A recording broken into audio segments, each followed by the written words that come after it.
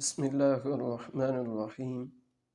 وقلنا يا آدم اسكن أنت وزوجك الجنة وكلا منها رغدا حيث شئتما ولا تقربا هذه الشجرة فتكونا من الظالمين فأزلهما الشيطان عنها فأخرجهما مما كانا فيه وقلنا اهبطوا بعضكم لبعض عدو وَلَكُمْ فِي الْأَرْضِ مُسْتَقَرٌّ وَمَتَاعٌ إِلَىٰ حِينٍ۔ ترجمہ کنز العرفان۔ اور ہم نے فرمایا اے آدم تم اور تمہاری بیوی جنت میں رہو اور بغیر روک ٹوک کے جہاں تمہارا جی چاہے کھاؤ، البتہ اس درخت کے قریب نہ جانا ورنہ حد سے بڑھنے والوں میں شامل ہو جاؤ گے۔ تو شیطان نے ان دونوں کو جنت سے لغزش دی، پس انہیں وہاں سے نکلوا دیا جہاں وہ رہتے تھے، اور ہم نے فرمایا تم نیچے اتر جاؤ، تم ایک دوسرے کے دشمن بنو گے اور تمہارے لیے ایک خاص وقت تک زمین میں ٹکانا اور زندگی گزارنے کا سامان ہے۔ یا آدم اسکن انت وزوجک الجنہ، کہ اے آدم تم اور تمہاری بیوی جنت میں رہو۔ یہاں سے حضرت آدم علیہ السلام اور ابلیس کا واقعہ بیان کیا گیا ہے۔ اس کا خلاصہ کلام خلاصتاً میں آپ لوگوں کے سامنے اس واقعے کو ذکر کرتا ہوں۔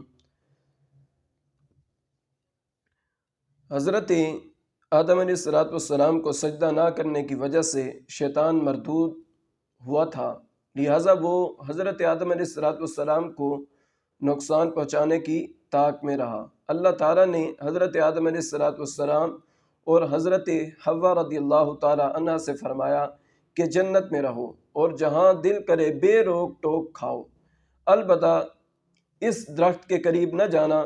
شیطان نے انہیں وسوسہ ڈالا اور کہنے لگا کہ تمہیں تمہارے رب اللہ عز و جل نے اس درخت سے اس لیے منع فرمایا ہے کہ کہیں تم فرشتے نہ بن جاؤ یا تم ہمیشہ زندہ رہنے والے نہ بن جاؤ۔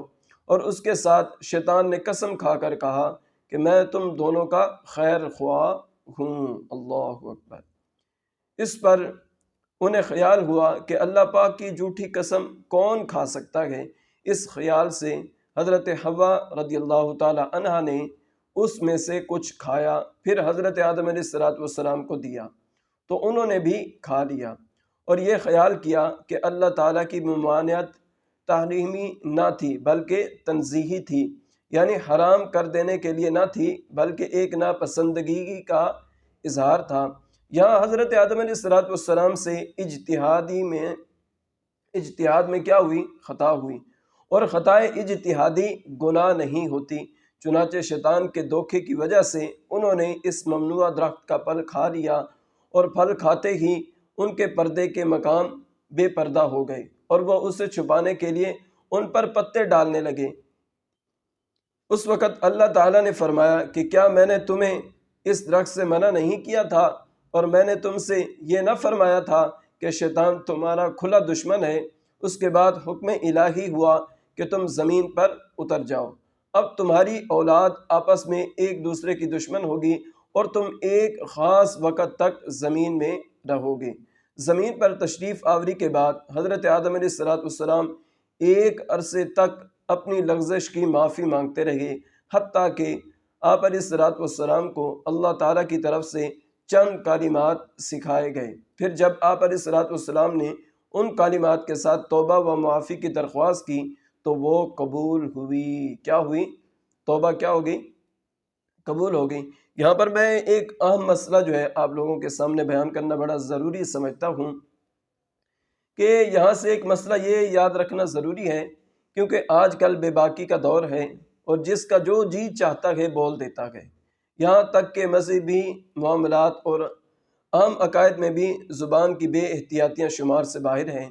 اس میں سب سے زیادہ بے باکی جس مسئلے میں دیکھنے میں آتی ہے وہ حضرت آدم علیہ السلام کا جنتی ممنوع درخت سے پھل کھانا ہے۔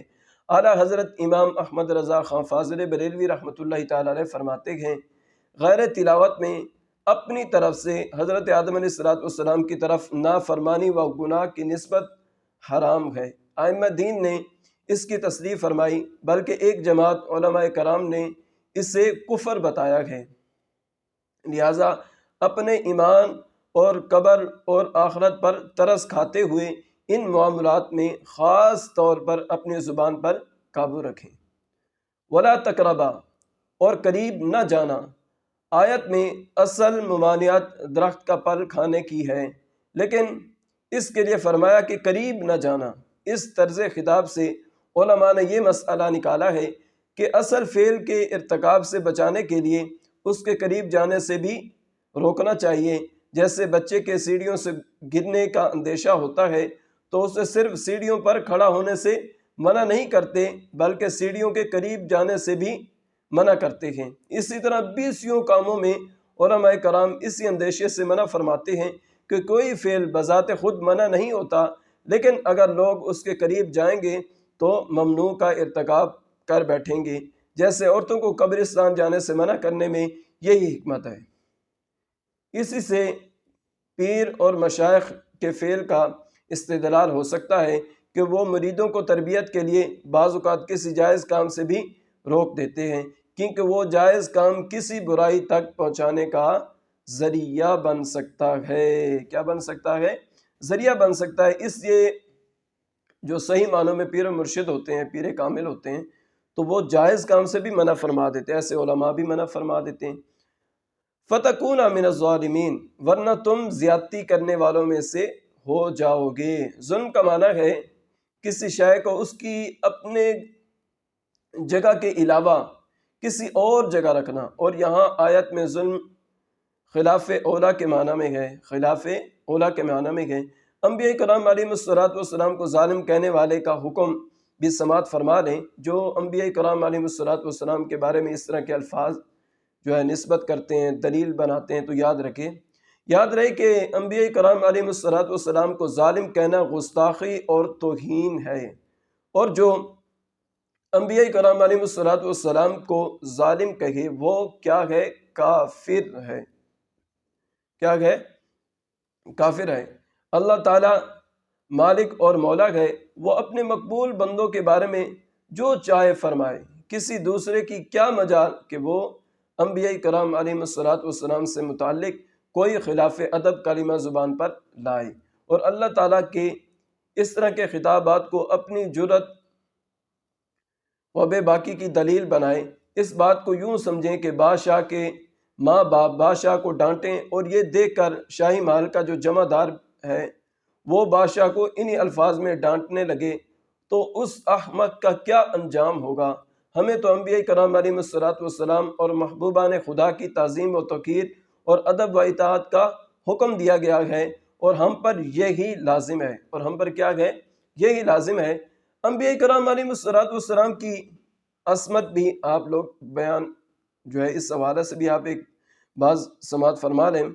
یہ بھی یاد رکھیں کہ انبیاء کرام علیہ السلام جو ہیں یہ کیا ہوتے ہیں؟ معصوم ہوتے ہیں، اور ان سے کوئی گناہ سرزد نہیں ہوتا۔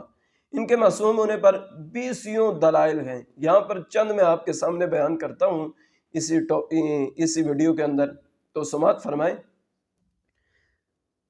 انبیاء کرام علیہ السلام اللہ تعالیٰ کے چنے ہوئے اور مخلص بندے ہیں، جیسا کہ اللہ تعالیٰ نے حضرت ابراہیم، حضرت اسحاق اور حضرت یعقوب علیہ السلام کے بارے میں واضح طور پر ارشاد فرمایا۔